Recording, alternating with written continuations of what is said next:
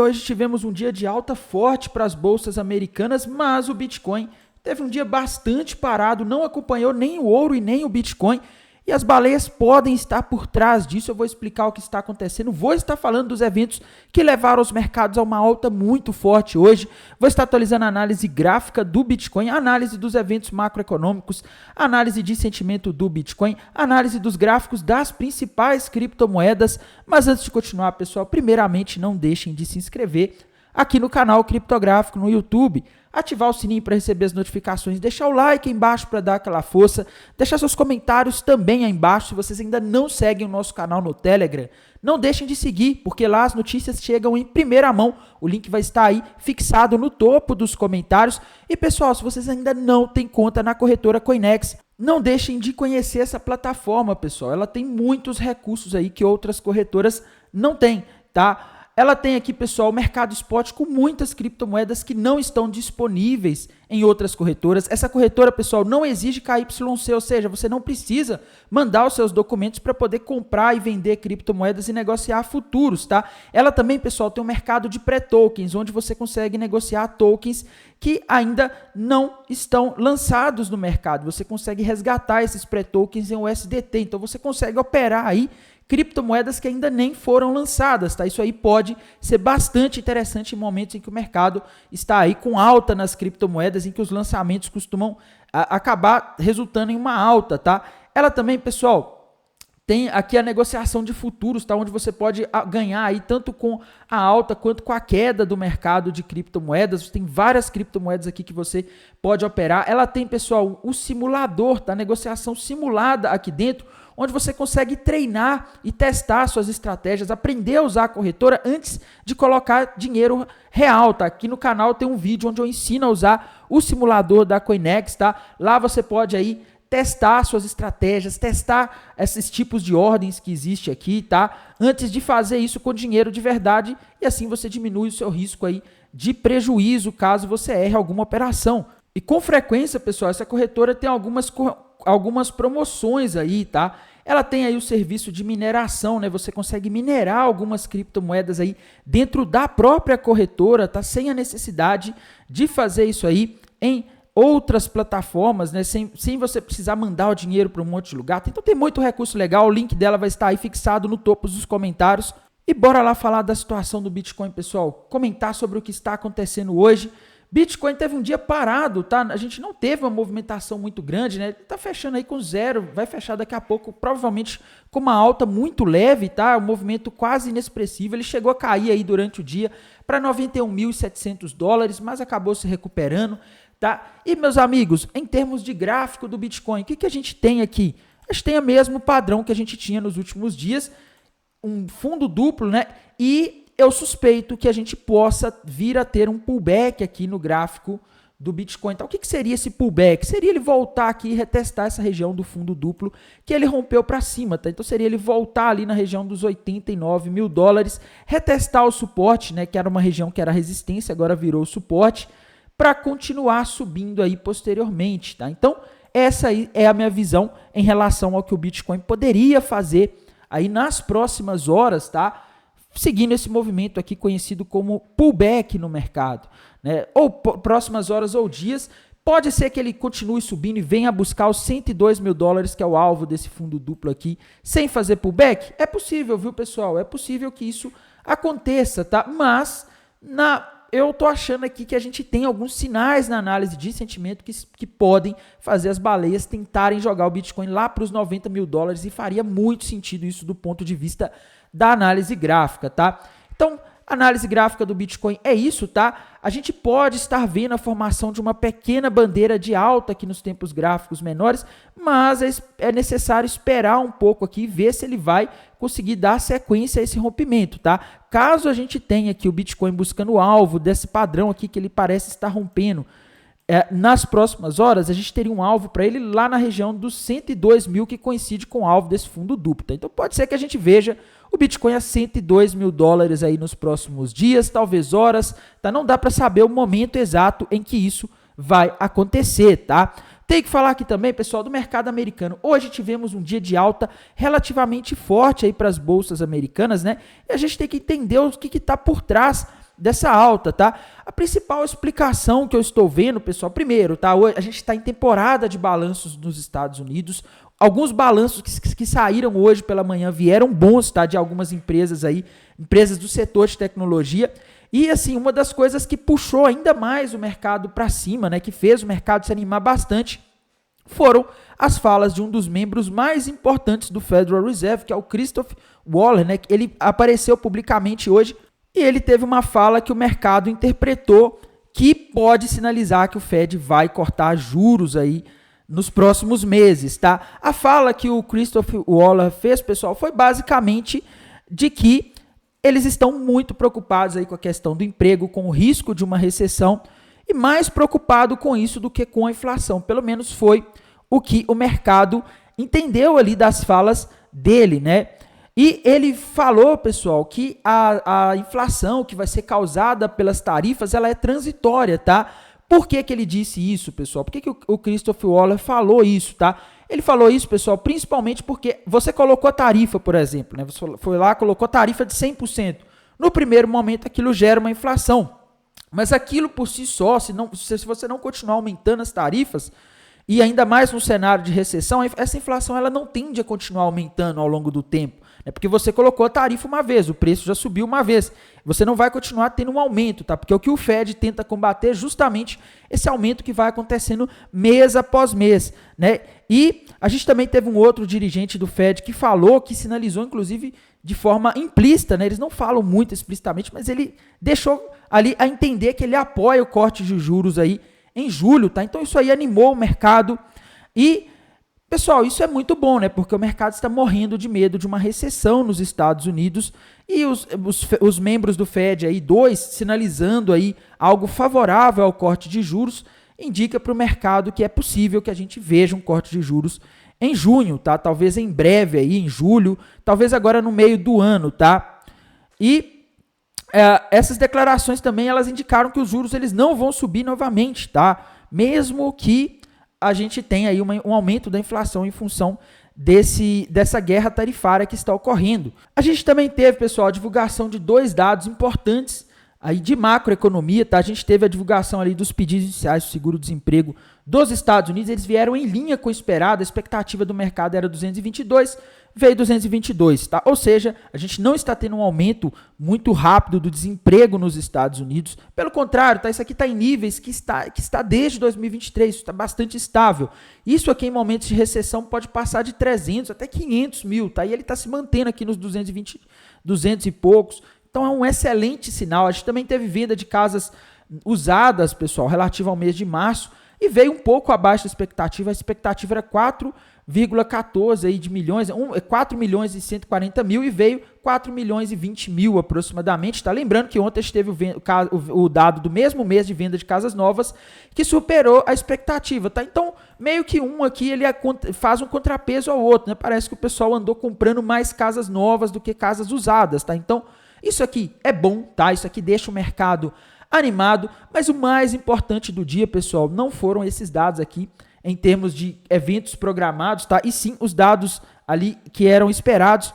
E, pessoal, a maioria dos balanços que a gente teve hoje sendo divulgados vieram muito bons, tá? A gente vê aqui os balanços dessa quinta-feira, a maioria tudo verdinho, a maioria melhor do que a expectativa. O setor, pessoal, de chips, né? As empresas ligadas a ele que divulgaram resultados aí, têm tido resultados aí bastante fortes, tá?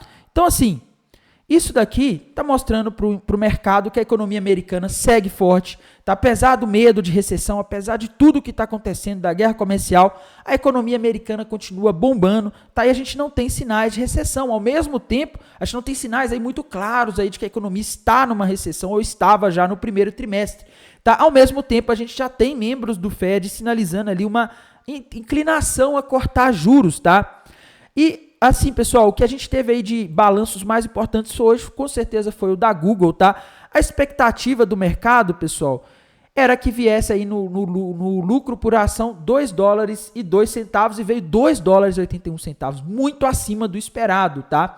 A gente teve ali também a receita projetada a esperada era 89,32 bilhões e veio 90,23 bilhões, ou seja, bem mais do que o esperado. Mostra que o Google, pessoal, conseguiu ter um lucro bastante interessante nesse último trimestre, tá? Quando comparado, pessoal, com a receita do ano passado, essa receita aqui de 90 bilhões, ela representa um aumento de 12%, tá? O lucro líquido subiu mais de 46%, tá? A receita do Google Cloud, né, que é a nuvem do Google, subiu 28% aí no último ano, tá? Foi mais ou menos mais de 12 bilhões de dólares. Com publicidade digital, em relação ao último ano, subiu 8,5%. Ou seja, meus amigos, a Google ela continua lucrando. O setor de Big Techs aí, que é conhecido como o setor das 7 magníficas, aí tá muito forte, tá? A Google também anunciou que vai ter um programa de recompra de ações aí no valor de 70 bilhões de dólares,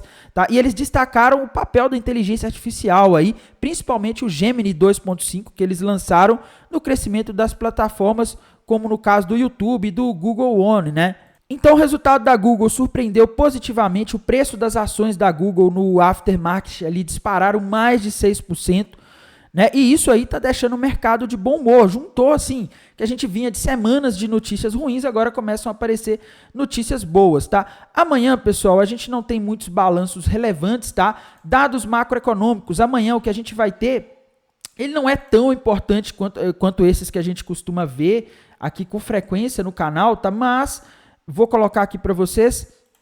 Se eu não me engano, é o índice de confiança do consumidor da Universidade de Michigan, tá? Eu acho que é esse aqui que eu tinha visto que vai sair amanhã aí, pode mexer com o mercado, tá? Expectativas de inflação medido pela Universidade de Michigan, expectativa de inflação há 5 anos, né? Para os próximos 5 anos aí, tá? Então o mercado está de olho nisso. Confiança do consumidor, pessoal, esse aqui é importante, tá?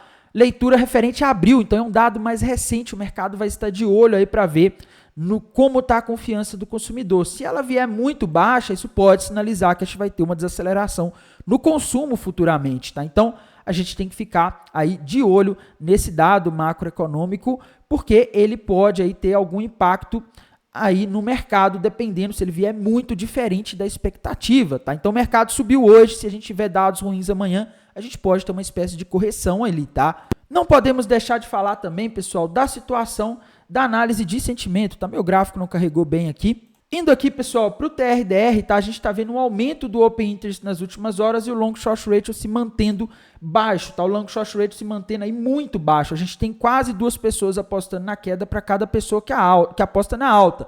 Então, eu estou suspeitando que as baleias podem tentar jogar o mercado, no caso o Bitcoin, um pouco mais para cima para liquidar esse pessoal que está apostando na queda nas últimas horas, tá? E aqui na High Block, pessoal, eu vejo o motivo de talvez o porquê o mercado não está subindo, tá? Olhando aqui no mapa de calor, o ponto em que a gente ainda parece ter mais liquidez é na região dos 90 mil dólares, tá? Então, as baleias podem estar tentando jogar o mercado ali nos 90 mil dólares. Essa pode ser uma explicação de por que o Bitcoin não subiu hoje com todo o otimismo, né? Hoje saiu o resultado da Google muito bom, que é uma Big Tech, e o Bitcoin acompanha muito as Big Techs, acompanha muito o Nasdaq, e o Bitcoin nem se mexeu praticamente, tá? Bolsas americanas voando, o Bitcoin não fez nada, né? E ouro também subiu hoje, o Bitcoin tá parado no mesmo lugar, tá?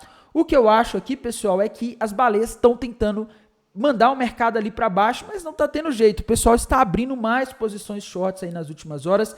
E se o Bitcoin for buscar esse pessoal que andou abrindo apostas na queda, ele poderia buscar a região dos 96.800 aí, que seria o alvo para essa liquidez aí do pessoal que está apostando na queda, tá? Então, se a galera continuar shortando aí nas próximas horas, eu vejo o Bitcoin indo ali nos 96.800 para tomar o dinheiro desse pessoal que está alavancado, tá? A gente vê que essa liquidez acima, ela começou a surgir aqui depois aí que o Bitcoin parou nessa região dos 93.700 dólares, tá?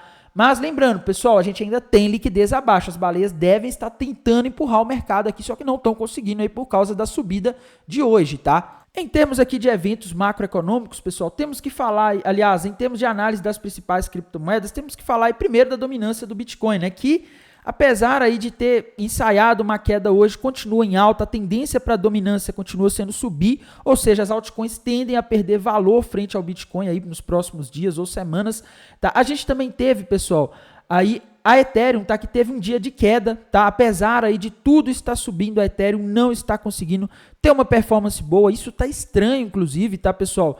E nos tempos gráficos maiores, a Ethereum segue ali com aquele topo duplo com alvo nos $1.100, infelizmente, tá? Solana, meus amigos, Solana aí teve um dia de leve alta, né? Tá no alvo ali daquele ombro, cabeça, ombro invertido que a gente comentou nas últimas semanas, tá? Se ela vai continuar subindo, agora para ela continuar, ela vai precisar romper essa região aqui dos 153, tá? Que é uma região de resistência muito forte. Se ela conseguir romper, eu vejo ela subindo, mas por enquanto não temos sinais muito claros aí de rompimento para Solana, tá? Não temos um padrão formado aqui que nos permita fazer uma projeção de preços, tá? A da Cardano, meus amigos, já bateu o alvo ali daquele ombro, cabeça, ombro invertido, tá? Ela tinha feito um topinho duplo ontem, pessoal. Ela começou a ir buscar o alvo, né? O alvo estava ali na região dos 66 centavos. Ela chegou ali em 67 centavos. Por 1 centavo ela não bateu no alvo e ela voltou a subir aí com força hoje, tá? Binance Coin, meus amigos, por enquanto não temos padrões novos para ela, tá? XRP, pessoal, também estava na mesma situação, quase bateu o alvo do ombro, cabeça, ombro que ela fez, né? O alvo que eu comentei no vídeo de ontem estava em $2,09 aproximadamente, ela chegou em $2,11, tá? Mas ela não bateu ali no alvo, ela voltou a subir e na minha visão ela invalidou aqui agora esse ombro, cabeça, ombro, tá? Foi por pouco. Dogecoin a mesma coisa, tava fazendo ali um ensaio, né? O alvo dela tava lá nos 16 centavos, ela chegou ali na região dos 16, ela chegou ali na região do alvo, né? Tron, pessoal, tá andando de lado nos últimos dias, mas a tendência dela parece ser voltar para a região dos 23 centavos. Tá? Token Tom do Telegram, pessoal, subiu hoje, tá? Mas difícil ver um padrão gráfico nisso aqui, viu? Ela tá muito irregular, né? E ela tá numa região de resistência, região dos $3,20 aí, andou segurando ela, tá? A gente teve a nomeação de um novo CEO ali para o Telegram hoje, isso aí animou um pouco o mercado, tá? Avax, pessoal, Avax teve um dia aí bem parado, né?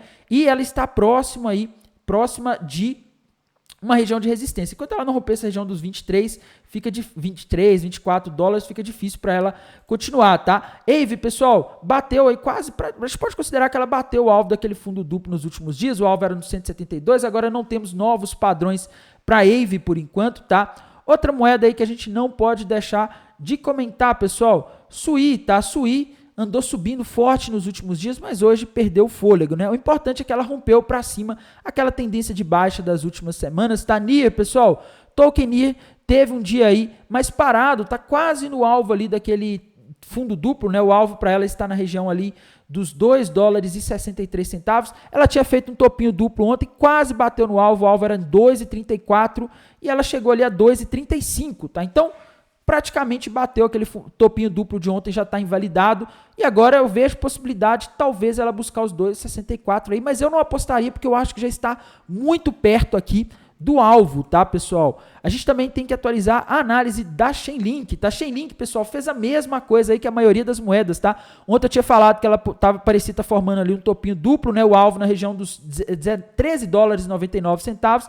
Ela chegou em 14,15, tá? Então ela quase chegou, mas ela acabou virando aí com essa subida que o mercado americano deu hoje, tá? Ela acabou aí tendo um certo impulso aí, mas, pessoal, nos tempos gráficos ali de uma hora, a Chainlink rompeu nos últimos dias um ombro, cabeça, ombro invertido com alvo nos $17,30 aproximadamente, tá? Então veja a Chainlink indo buscar aquele alvo se a gente não tiver nenhum evento aí muito inesperado, né?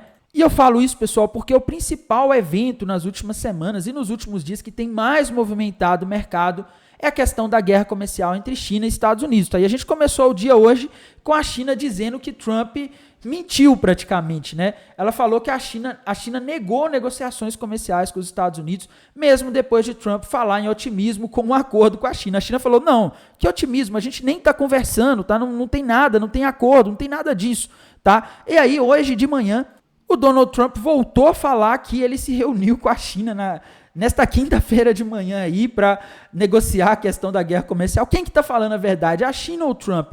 Eu não sei, pessoal, eu só sei que isso aqui está gerando muita instabilidade, tá? E é isso aqui que eu vejo como maior ameaça para o mercado nos próximos dias, que poderia provocar uma queda, se a gente tiver alguma reviravolta negativa aí, tá? Então essa é a situação, pessoal. Isso aqui é o que está deixando muito difícil de operar nos últimos dias, porque você nunca sabe o que o Trump vai falar, né? Ele pode soltar alguma coisa aí de madrugada no Twitter dele, tá? Então é isso, tá? Irei mantendo vocês atualizados aqui pelo canal do YouTube, lá pelo canal do Telegram. Desejo a todos uma excelente noite de quinta-feira. Amanhã eu estou de volta para atualizar vocês. Até mais, tchau, tchau.